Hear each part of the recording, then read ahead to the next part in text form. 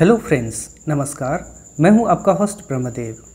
Friends, सितंबर का महीना monsoon का आखिरी महीना होता है और इस महीने में भी लगभग हर तरह के पौधों को आप बेहिचक लगा सकते हैं। मुझे फलदार पौधों को गमले में लगाने का शौक़ है और इसलिए हर साल इस सीज़न में फलदार पौधों की खरीदारी मैं करता रहता हूं। आजकल एक्सोटिक वैरायटी के ग्राफ्टेड पौधे आपको अच्छी नर्सरी से उपलब्ध हो जाते हैं। अगर लोकल नर्सरी में उपलब्ध ना हो तो ऑनलाइन नर्सरी का विकल्प भी आपके पास है। मॉनसून की शुरुआत में मैंने कुछ एक्सोटिक वैरायटी के फ्रूट प्लांट्स ऑनलाइन नर्सरी से खरीदे थे और उन सभी प्लांट्स से आपका परिचय वीडियो के माध्यम से कराया भी था। अगर आपने उस वीडियो को नहीं देखा है तो ऊपर जो लिंक डिस्प्ले हो रहा है उस पर क्लिक करके आप देख सकते हैं।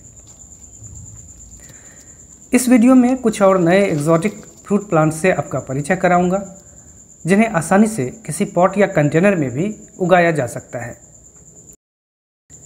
जैसा कि आप देख सकते हैं, सारे प्लांट्स को खूब अच्छी तरह एक साथ पैक करके रखा गया है। खासकर प्लांट्स के रूट बॉल को प्लास्टिक शीट से रैप करके अच्छी तरह बांधा गया है ताकि जर्नी में सॉइल का मॉइस्चर बरकरार रहे और रूट बॉल में कोई डैमेज भी ना हो। इन प्लांट्स को मैंने जिस ऑनलाइन नर्सरी से ख़रीदा है उसका वेब लिंक आपको डिस्क्रिप्शन बॉक्स में मिल जाएगा। यहाँ पर मैं यह स्पष्ट करना चाहता हूँ कि किसी खास ऑनलाइन नर्सरी या उनके प्रोडक्ट्स का प्रमोशन करना हमारा उद्देश्य नहीं है। वीडियो का उद्देश्य केवल और केवल सूचना एवं शिक्षा का प्रसार करना है। सिटी गार्डनिंग चैनल के द्वारा किसी भी व्यावसायिक गतिविधि का संचालन नहीं किया जाता है। वीडियो से प्रेरित होकर आपके द्वारा किए गए किसी भी तरह की खरीद बिक्री में अगर आपको किसी भी तरह का कोई नुकसान होता है तो सिटी गार्डनिंग चैनल उसके लिए जिम्मेदार नहीं होगा। कृपया स्वविवेक से निर्णय लें। सारे प्लांट्स हरे भरे हैं और अच्छी स्थिति में हैं। इनमें से एक एक प्लांट को अलग अलग करके मैं आपको दिखाऊंगा। यह है पहला प्लांट। इसका नाम है पोमेलो, जिसे हिंदी में चकोतरा भी कहते हैं।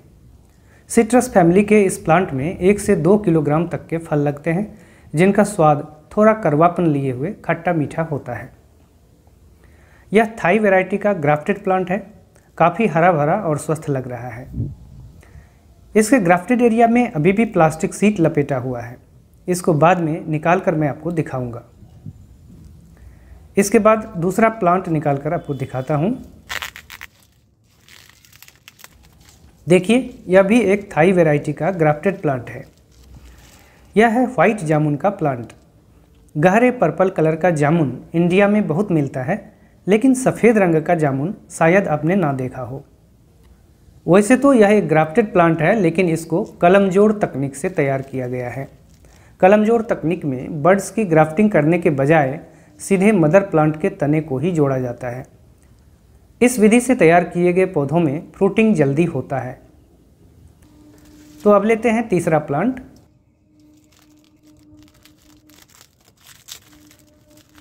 यह प्लांट भी थाई वैरायटी का जामुन का ही पौधा है, लेकिन यह सफ़ेद जामुन के बजाय काले जामुन का है। थाई ब्लैक जामुन का फल सामान्य से बड़े आकार का होता है और उसके बीज का आकार काफ़ी छोटा होता है। ब्लैक जामुन का यह पौधा भी स्वस्थ और हरा भरा है और इसे भी ग्राफ्टिंग तकनीक से तैयार किया गया है। अब चौथा प्लांट दिखाता हूँ आपको। देखिए, पत्तों को देखकर आप समझ गए होंगे कि यह कौन सा पौधा है। यह है लाल रंग वाले आंवले का पौधा।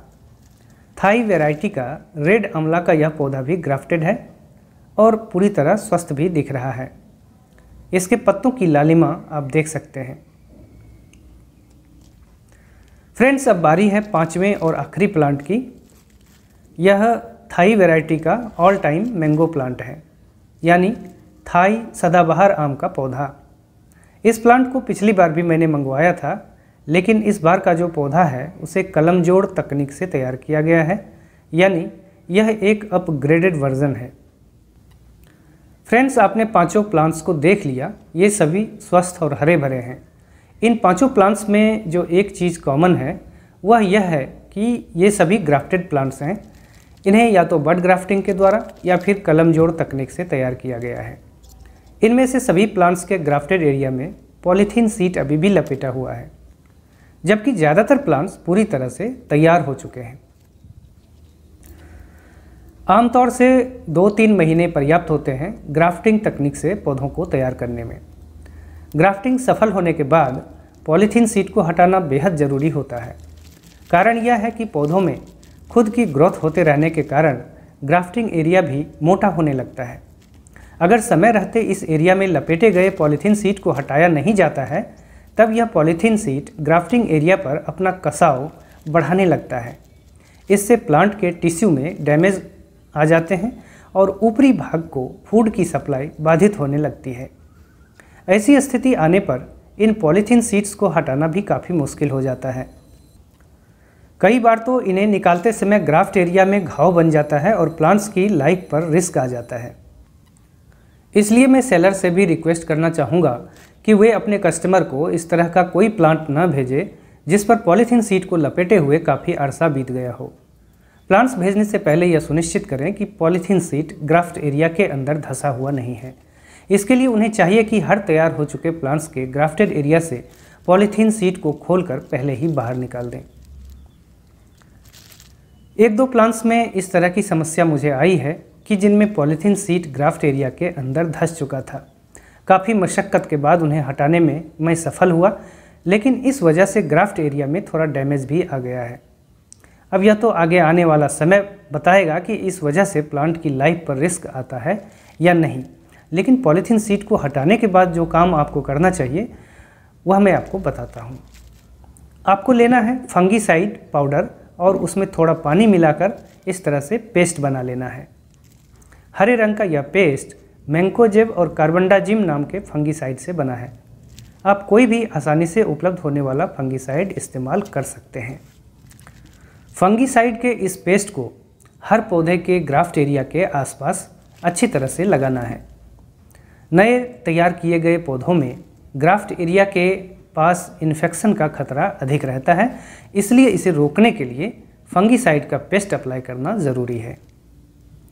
इसके अलावा शुरुआत में पूरे पौधे के ऊपर भी फंगीसाइड के घोल को 2 हफ्ते के अंतराल पर स्प्रे करना चाहिए। पौधों पर स्प्रे करने के लिए 1 से 1.5 ग्राम तक फंगीसाइड पाउडर को प्रति लीटर पानी में मिलाकर घोल तैयार करना चाहिए।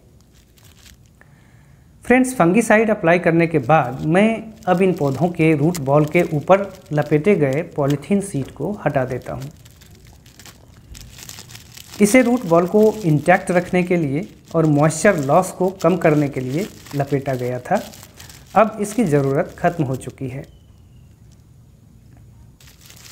ये सब करने के बाद पौधों को ज़रूरत के हिसाब से पानी देना चाहिए और शुरुआती 3-4 दिनों तक हल्के छायादार और ठंडी जगह पर रखने के बाद धीरे धीरे सूर्य की सीधी रोशनी में रखना शुरू करना चाहिए।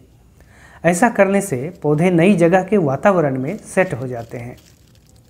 8 से 10 दिन बाद इन पौधों को आप रिपोर्ट कर सकते हैं और उसके बाद फुल सनलाइट में भी रख सकते हैं। फ्रेंड्स, मुझे पूरा भरोसा है कि इस वीडियो से ग्राफ्टेड फ्रूट प्लांट्स को लगाने में आपको काफ़ी सहूलियत मिलेगी। कृपया लाइक बटन को दबाकर अपनी पसंदगी को ज़रूर जाहिर करें। गार्डनिंग से रिलेटेड इसी तरह के ढेरों इंटरेस्टिंग वीडियोस को देखने के लिए सिटी गार्डनिंग चैनल को ज़रूर सब्सक्राइब कर लें। प्रश्न पूछने के लिए या अपनी राय देने के लिए आप नीचे कमेंट बॉक्स का उपयोग कर सकते हैं। आपका दिन शुभ हो।